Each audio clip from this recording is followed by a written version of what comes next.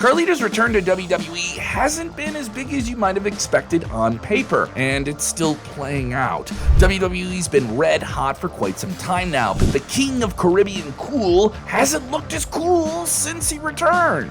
After Carlito made an appearance at Backlash 2023 in Puerto Rico to a massive ovation, it seemed like a matter of when, not if, he was going to return to WWE completely. All the stars aligned, and that moment finally came at Fastlane when he aligned with Rey Mysterio and joined the LWO faction. It was a long time coming, especially since he hadn't been in WWE for a good 13 years, apart from a few cameos like the 2021 Royal Rumble. It's almost surprising that his first run on the WWE main roster lasted only 6 years, but it goes to show what an impact he had during that time, and that his name is still on the lips of fans. In terms of accomplishments, he beat John Cena on the main roster debut that he had, winning the United States Championship, and was one of the strongest intercontinental champions of that time. Had a couple of tag team wins, and he had a pretty good run there in WWE. But the indirect reason for his eventual WWE release was his finisher. It sounds a bit crazy, we know, but hear us out.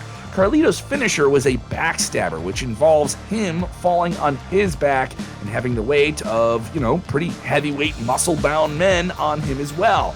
And he did this night in and night out. And guess what? It adds up. You could probably imagine that doing that on a regular basis isn't really good for anyone's back, and the pain he suffered from it led to him maybe getting hooked on painkillers and other issues. The painkiller addiction led to him failing a WWE wellness policy, which was one of the things that was introduced a few years prior to his WWE run the first time.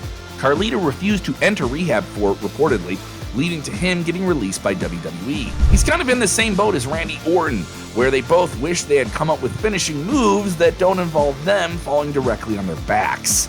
The difference between Carlito and Randy Orton is that the backstabber isn't tied to his popularity as the same way as the RKO is tied to Randy Orton. So, even if Randy Orton wanted to change his finishing move, he kind of can't do that right now. Either way, Carlito didn't struggle to find work after WWE and stayed very active in pro wrestling. He spent a large chunk of the next decade wrestling for his family's promotion, World Wrestling Council, founded by his legendary Hall of Fame father, Carlos Colon. It may have taken longer than he hoped, but he finally returned to WWE in 2023 in amazing shape.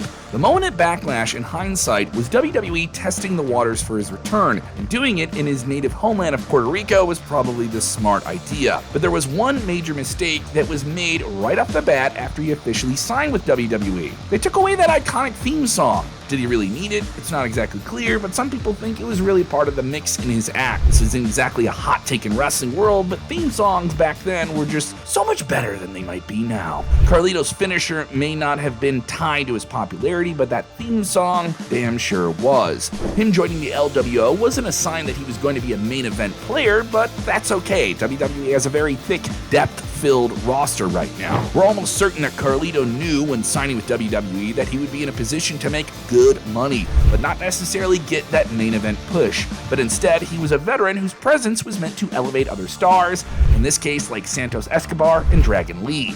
And that isn't a bad role to have. WWE even put Carlito on what would have been his first singles premium live event match in 16 years, but decided for whatever reason to take him out of it so Dragon Lee could get that spot against the formidable Santos Escobar in an active situation involving a lot of the Latin American talent at the time. That felt like a slap in the face to some, and wasn't necessarily all that much of a help to Dragon Lee, who was still on his way up. Carlito was one of the main people involved in exposing Santos Escobar's betrayal of Rey Mysterio, and it made complete sense for him to have his biggest match in years. Perhaps the biggest reason why his run hasn't been as cool as you might have expected it to be has been his association, or rather his very supporting role in the LWO. Now, like we said, that's not a bad role to be in, but it seems counteractive of the role we saw him play prior in WWE of being a brash, talking heel who instigated issues with other people. We're not hating on the LWO, we are hating on the way the story has been handled. The entire saga involving Santos Escobar defecting and reforming his group, Legado del Fantasma, should have been one of the hottest storylines on SmackDown, but it was not exactly hot. The story has not exactly hit the larger impact of any of the stars involved, even intended to benefit names like Escobar, Dragon Lee, and Andrade to an extent. Dragon Lee especially has lost all of the momentum that he might have had during this period when Carlito returned. Carlito has really just been running in a side effect role. And sure, on one hand, it probably made sense for Carlito to betray the LWO, but on the other hand, not giving him a spot at that WrestleMania this year may have been a slap in the face, because Andrade will have way more opportunities to compete on a WrestleMania than Carlito has in his limited future in the ring. Plus, at WrestleMania, they brought in those Kelsey guys from the Philadelphia Eagles and the NFL angle, so there were a lot of other elements there that maybe push Carlito aside. It's crazy to think that Carlito has only ever competed on a WrestleMania 3 times in his illustrious career. Even Carlito's betrayal of the LWO has not been particularly well executed. After Rey Mysterio pulled the strings on Raw to get Carlito over there despite him leaving the LWO, nothing really came of it. His status as being a crony for the Judgment Day without being in the Judgment Day isn't an elevating look either. If he's going to be a supporting player, have him in the mix. Can he actually join the Judgment Day? Would he be a good fit for the group? The entire story has been one of the lowlights in an otherwise hot period of WWE overall. Problem is, Carlito is not a part of that hot side of the mix. There's been little reason for anybody to care about what he's doing right now. Think of it from a point of view of a younger fan who's never watched Carlito in the Ruthless Aggression era. Who is this guy? Why are they supposed to attach some emotions to him? Why exactly are they supposed to care about him? There's something about the role of returning veterans that has been kind of challenging. It's initially very, very fun, but what do you do with them week to week? Sure, you have names like Rey Mysterio who have come back and found a lot of success and elevated a lot of other people with them, like his son, Dominic Mysterio, but it feels more often than not, returning veterans are put in these positions that can be really, really challenging circumstantially. Let's enter the Dudley Boys. In 2015, 2016, this is a good example. So is Shelton Benjamin in 2017. Barring his brief run with the Hurt Business, these were talents that were brought in to get that big initial pop, but where do things go after that? But to counter that, look at names that left WWE and came back, like a Drew McIntyre, who's at the top of the wrestling world right now.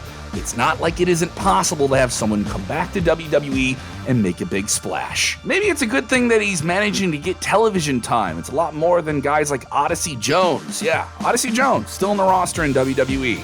And if this was a pre-2022 era where Triple H isn't at the top of the helm creatively, then it's likely that Carlito would just be sitting in catering, collecting a paycheck before, I don't know, being released or sent somewhere else in the company. Or maybe it's just a side effect of having a more competitive roster where everyone is truly competing for television time and delivering and maximizing the minutes they have, because many fans would argue that Carlito is not deserving of a bigger spot than he has anyway. More championships, a good storyline, and a character change would probably be an interesting direction for WWE to take with Carlito. As long as he stays on good terms with WWE, he's bound for a future Hall of Fame spot. He's had a great career, and hey, why doesn't he deserve the big payday anyway? He made moments, and he can make more.